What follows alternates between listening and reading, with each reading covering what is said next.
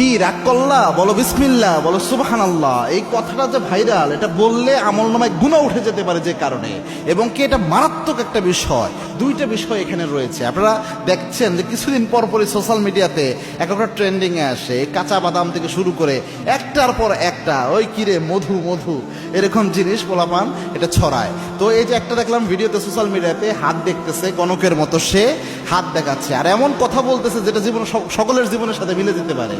আর দেখার পরে বলতেছে যে ঠিক কি না, ওই ছেলে বলতেছে ঠিক। কি রাগ করলা, কয় না, বলো বিসমিল্লাহ, বলো সুবহানাল্লাহ। এখানে প্রথম যে বিষয়টা হয়, রসুলের একটা হাদিস জানেন, আল্লাহর হাবিব সাল্লাল্লাহু আলাইহি ওয়াসাল্লাম জানিয়েছেন, আবু হুরায়রার বর্ণনা, মান আতা কাহিনান, কোন ব্যক্তি যদি গণকের কাছে যায়, গণকের কাছে যে হাত দেখায়, আল্লাহর হাবিব জানিয়েছেন যাওয়ার সাথে সাথে 40 দিনের আমল বাতিল হয়। আরেক বর্ণনায় এসেছে, আল্লাহর হাবিব বলেছেন রসুলের উপর যা নাজিল হয়েছে সবকিছু অস্বীকার করার গুনাহ আল্লাহ আমলনামায় দিয়ে দেয়, সবকিছুর সাথে কুফরি করা হয়ে যায়।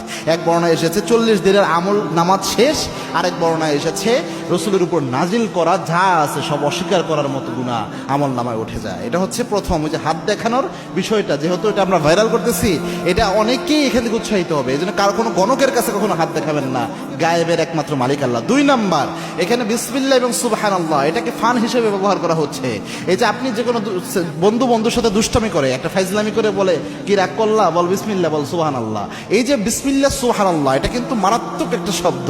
আল্লাহ রাব্বুল আলামিনের বরকতময় নাম বিসমিল্লাহ, সুবহানাল্লাহ, তাসবিহ আল্লাহ রাব্বুল আলামিনের বরকতময়, এগুলার অসংখ্য ফজিলত রাসূল সাল্লাল্লাহু আলাইহি ওয়াসাল্লাম হাদিসে বলে গিয়েছেন। তো এই এগুলা নিয়ে যদি আপনি ফাইজলামি করেন বা ফান করেন, এগুলা যদি আপনি আপনার স্বাভাবিকভাবে মজা করার জন্য ব্যবহার করেন, তো এটা তো মারাত্মক, এবং এই ক্ষেত্রে অসম্মানজনক হলে ঈমান নষ্ট হয়ে যেতে পারে। এই জন্য এই কাজটা যেন আমরা না করি।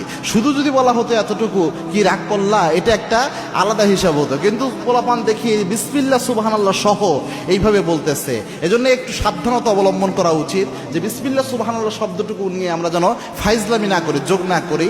এগুলো অনেক যুবক ভাই হয়তো আপনাদের কষ্ট লাগতে পারে, কি তোমরা রাগ করলা।